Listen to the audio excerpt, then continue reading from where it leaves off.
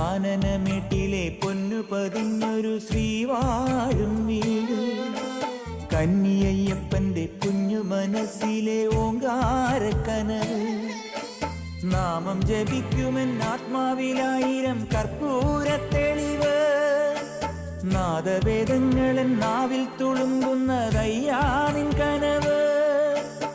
ഇരുമുടിയിലെ ഇഹപരമത നീക്കി നീയാറാട്, ഇറ്റിറ്റു വീഴുന്ന തൂമഞ്ഞു തുള്ളി പോലിന്നെന്റെ കണ്ണീര്.